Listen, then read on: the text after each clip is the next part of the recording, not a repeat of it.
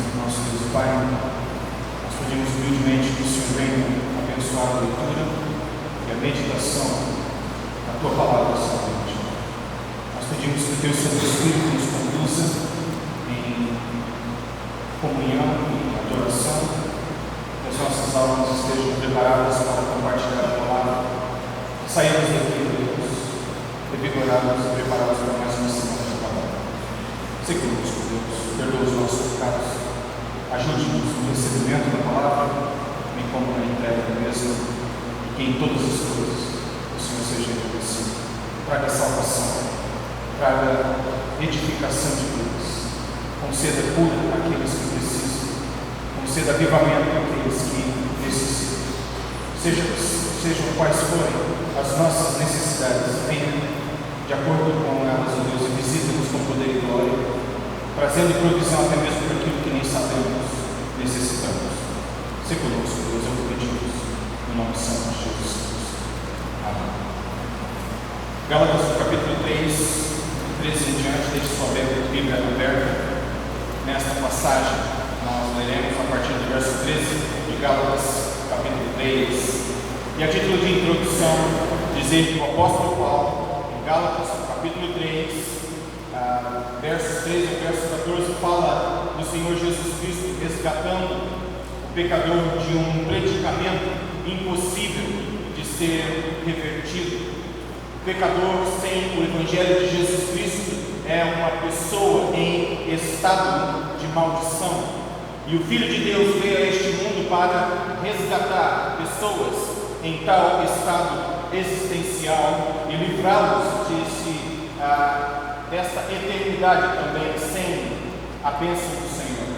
Não somente Paulo afirma que o Filho do Homem é capaz de resgatar a pessoa de tal maldição, de tal situação, ele é também capaz de mudar o destino de centenas e milhares que se encontram perdidos e afastados do Senhor nosso Deus.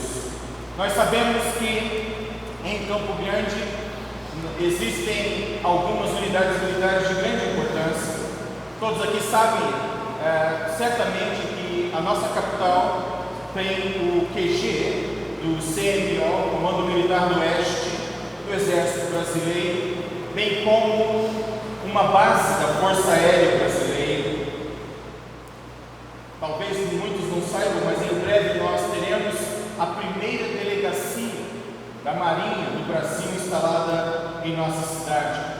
A capital também conta com as forças auxiliares e que possuem por si mesmas as unidades de resgate, o Corpo de Bombeiros sempre atuando. Todas as vezes que eu ouço uma unidade da SAMU ou do Corpo de Bombeiros oferecendo apoio, eu sempre procuro orar, sempre me lembro daqueles que estão em trânsito para oferecer o resgate e o salvamento, bem como aqueles que receberão atendimento.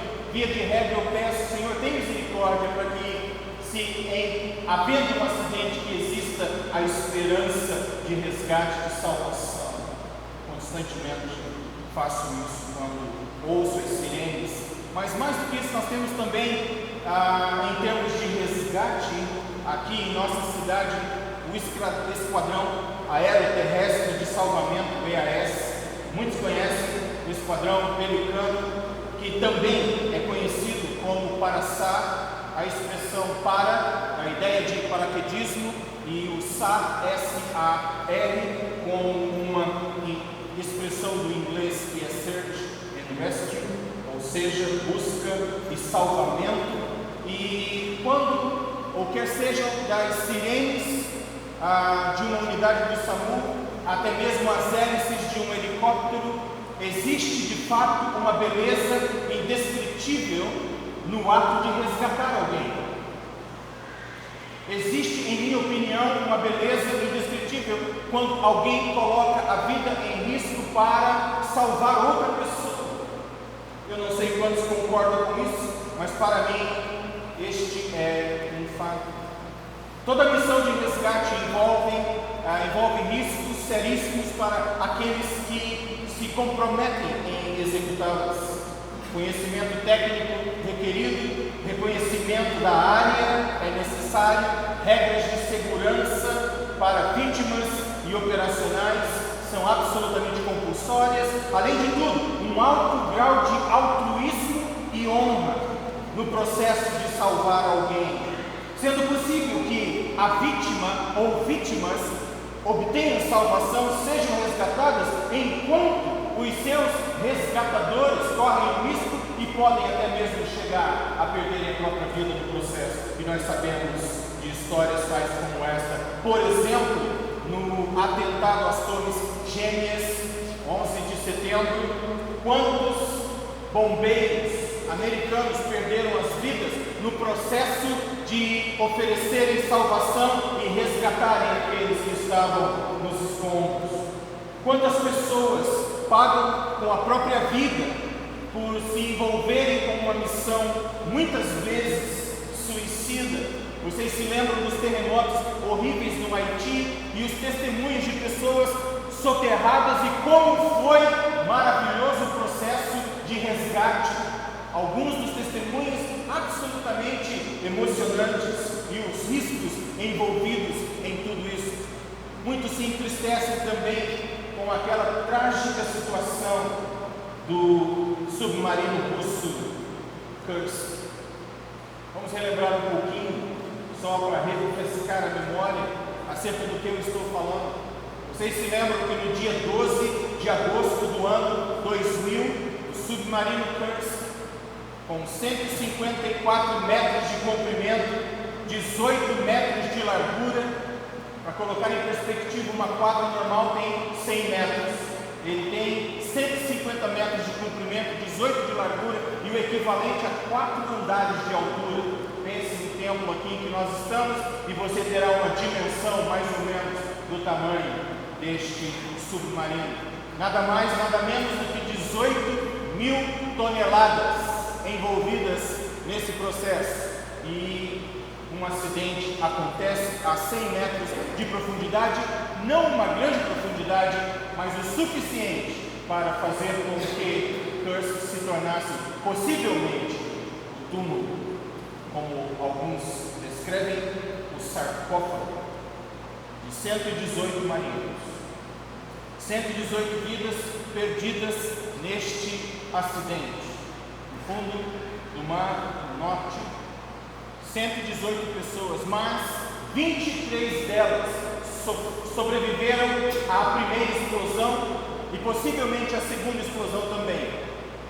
Só para que vocês tenham uma ideia da magnitude do que foi esse acidente, tanto no Alasca quanto no Canadá, foi registrado no sismógrafo 1.5 na escala Richter.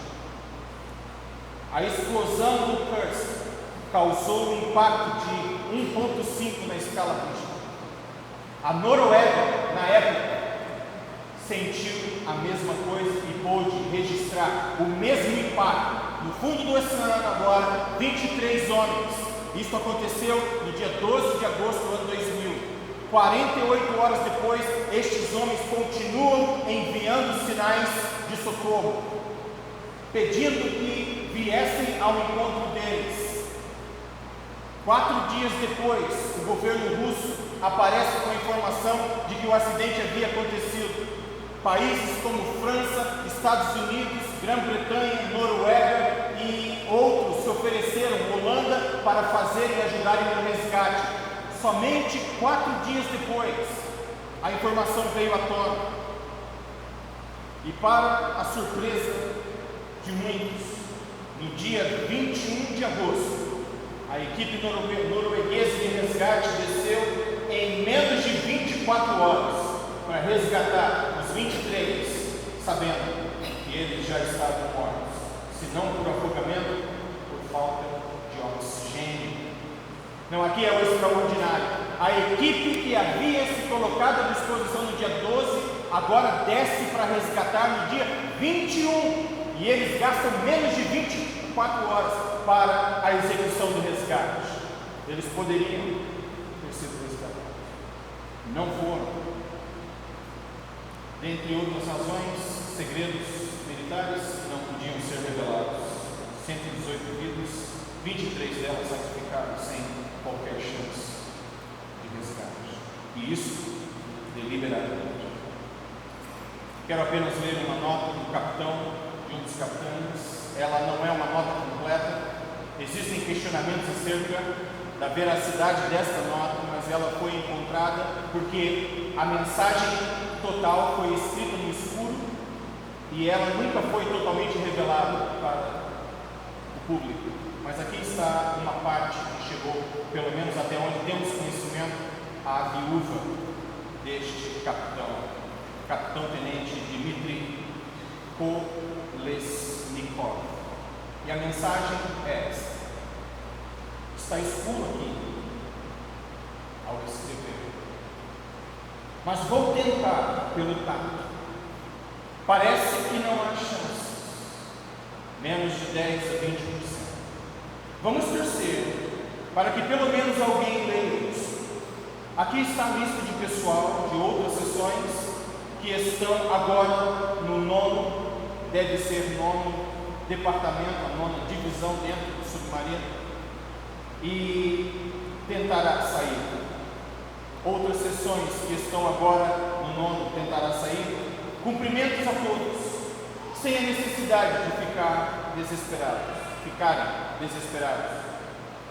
Preste atenção nas últimas linhas. Quando o meu tempo de morrer chegar, embora eu evite tais pensamentos, eu quero ter tempo para sussurrar uma coisa. Eu te amo, minha querida.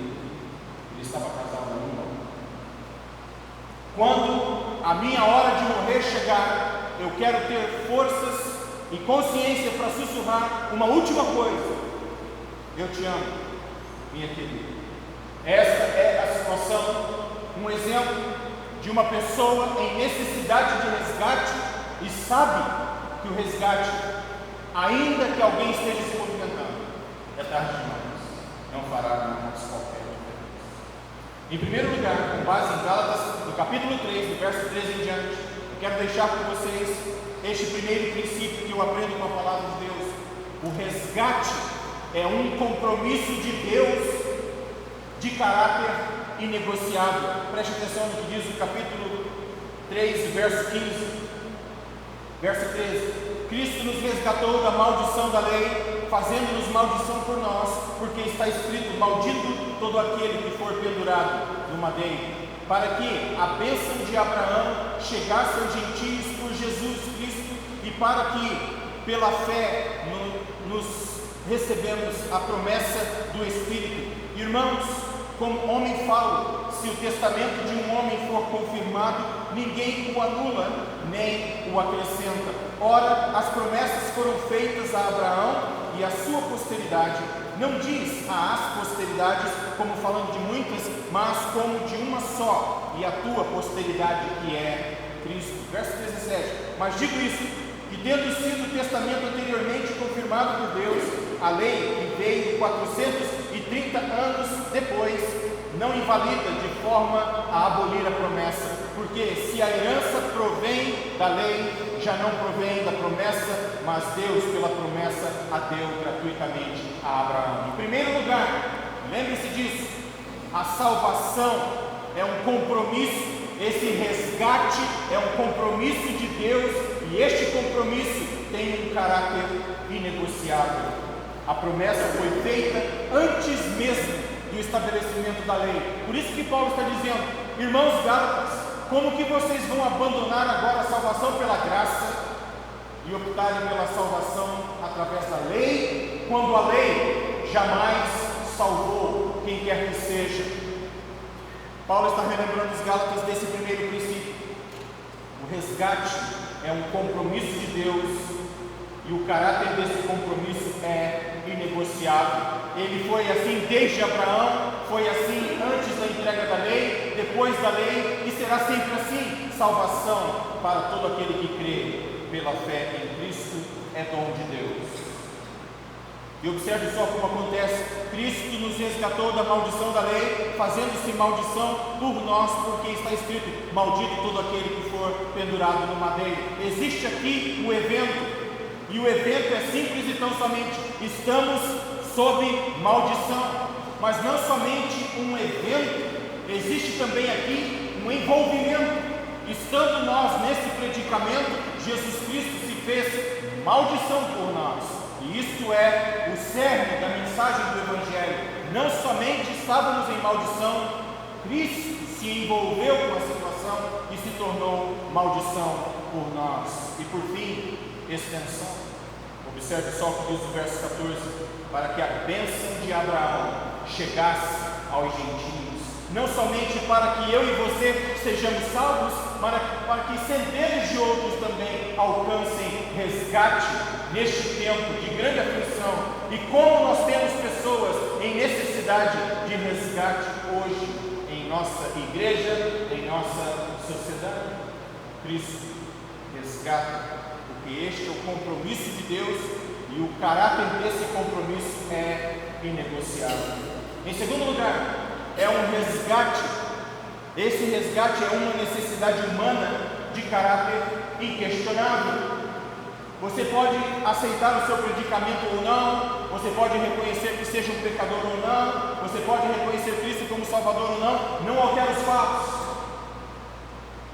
O fato é que a palavra de Deus estabelece que a nossa necessidade é de um inquestionável resgate, e somente em Cristo nós temos condições de obter tal coisa. Versos 19 ao verso 24 do capítulo 3 de Gálatas, a palavra de Deus diz: logo, para que a lei foi ordenada por causa de transgressões, até que viesse a posteridade, a quem a promessa tinha sido feita e foi posta pelos anjos na mão de um medianeiro. Ora, medianeiro, ou mediador em outras versões, não é o de um só, mas Deus é um só. Logo, a lei é contra as promessas de Deus? De nenhuma sorte, porque se dada fosse uma lei que pudesse vivificar, a justiça na verdade teria sido pela lei. Mas a Escritura encerrou tudo debaixo do pecado, para que a promessa pela fé em Jesus Cristo fosse dada aos crentes. Mas antes que a fé viesse, estávamos guardados debaixo da lei e encerrados para aquela fé que se havia de manifestar. Verso 24: de maneira que a lei nos serviu de aio para nos conduzir a Cristo, para que pela fé fôssemos justificados. Em segundo lugar, como disse, o resgate é uma necessidade humana de caráter inquestionável. Paulo está dizendo: todos nós estamos colocados, encerrados debaixo da maldição do pecado, e aqueles que acham que a lei veio para salvar, surpresa, ela veio em sua santidade, perfeição e bondade nos condenar. Quanto mais eu me aproximo da lei, tanto mais o meu pecado aflora. Nós precisamos de graça sobre graça para salvação. A promessa foi mantida durante o exercício da lei. Em terceiro lugar, o resgate é uma realidade cristocêntrica de caráter igualitário. O resgate é um compromisso de Deus de caráter inegociável. Sempre foi pela graça, sempre será pela graça. O resgate é uma necessidade humana de caráter inquestionável. O homem sem Cristo está numa situação impossível. Ele está no fundo de um abismo, sem esperança de resgate próprio. Ele precisa ser ajudado de fora para dentro, ou de dentro para fora, melhor dizendo. O resgate é também uma realidade cristocêntrica de caráter igualitário. Verso 25, a palavra de Deus diz: mas depois que a fé veio, já não estamos debaixo do aio, porque todos sois filhos de Deus pela fé em Cristo Jesus. Porque todos quantos fostes batizados em Cristo, já vos revestistes de Cristo. Nisto não há judeu, nem grego, não há servo, nem livre, não há macho, nem fêmea, porque todos vós sois um em Cristo Jesus. E se sois de Cristo, então sois descendência de Abraão e herdeiros conforme a promessa. Não, você pode achar o argumento extremamente complexo e de fato leva tempo para digerir e entender tudo que está sendo aqui argumentado, mas para nós resumirmos é isso: o resgate é uma realidade cristocêntrica, ela está fundada, ela está centrada em Cristo, não há salvação em outro, quem quer que seja. Mas não somente isso, ele é um resgate cristocêntrico, mas também igualitário. Observe que é no plural: todos aqueles que creem pela fé foram justificados e se tornaram filhos de Abraão. E o nosso desejo é que você, nesta noite, para toda a vida e para toda a eternidade, experimente a salvação que só Jesus Cristo pode oferecer. Ele é o único, sábio, poderoso o suficiente para descer às mais profundas regiões e retirar o pecador de uma situação impossível. Ele veio para nos resgatar. E a minha oração é que nós, esta noite, possamos confiar no caráter que prometeu salvação. Que nós, em oração, reconhecemos a fragilidade da nossa situação sem Cristo e que corramos para a cruz do Calvário a fim de encontrarmos salvação. Caso você esteja numa situação tão complexa que nem correr para Ele você pode, lembre-se que Ele veio ao seu encontro, e ainda que você não consiga correr até Ele já fez o trabalho de vir até você, que você possa encontrar nele salvação. A palavra de Deus diz: e em nenhum outro há salvação, porque também debaixo do céu nenhum outro nome há dado entre os homens pelo qual devamos ser salvos. E você encontra, e eu encontro, e juntos encontremos, não somente hoje, mas para todos sempre, salvação em Cristo. Ele nos resgatou da maldição do pecado. Oremos. Senhor nosso Deus Pai, pedimos em nome de Jesus Cristo que esta ainda seja uma noite de salvação. Nós pedimos que o Senhor visite todos aqueles que estão aqui e ainda não experimentaram o perdão através do sangue de Jesus Cristo. Conceda-nos, ó Deus, o privilégio da salvação e através do poder do Teu Espírito mantenha-nos no caminho da salvação. Não permita que desviemos nem para a direita nem para a esquerda. Ajude-nos a não olharmos para os lados, nem muito menos para trás, mas focarmos somente naquele que um dia desceu dos altos céus para dar vida a todo aquele que crê. Deus amado, nós te bendizemos porque, através da sua graça e infinita misericórdia, nós, pela fé, nos tornamos filhos e filhas de Abraão. Obrigado, Deus, porque o Senhor nos livrou do pecado. Obrigado, Deus, porque o Senhor nos livrou da lei. Obrigado porque o Senhor tem nos livrado das garras de Satanás. Bendito seja o Senhor que nos livra deste mundo. E nós te agradecemos porque o Senhor nos livra de nós mesmos. Deus bendito, seja engrandecido hoje por tão grande salvação. Nós bendizemos o nome precioso de Jesus Cristo e declaramos nossos lábios, com alegria de coração, que Ele ressuscitou de dentre os mortos e vive e traz salvação a todo aquele que vive. Obrigado porque um dia o Senhor veio ao nosso encontro. O Senhor veio na situação em que estávamos, numa situação de sujeira, de imundície, de maldição, de afastamento. O Senhor assim mesmo decidiu vir e nos aproximar de Ti. Obrigado por tão grande sacrifício, obrigado por tão maravilhosa reconciliação.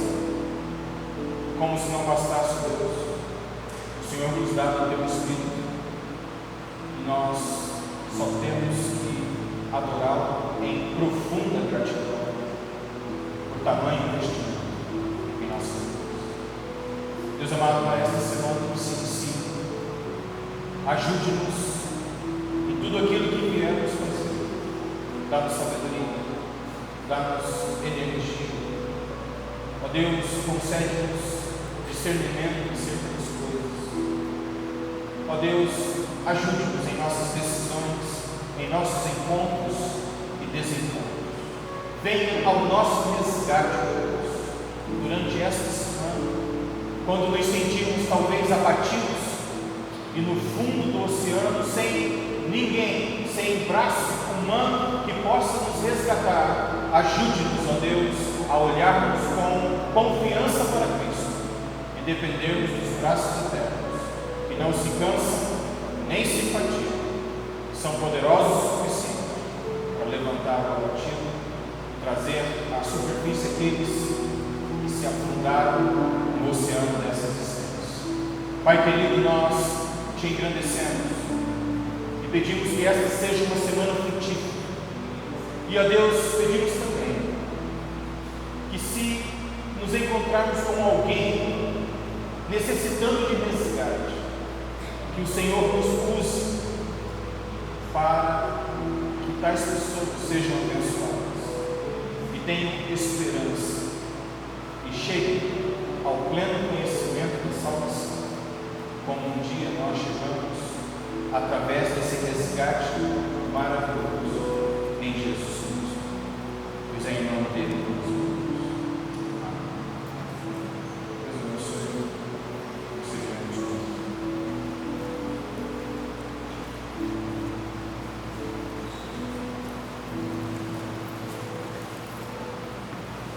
mais uma vez.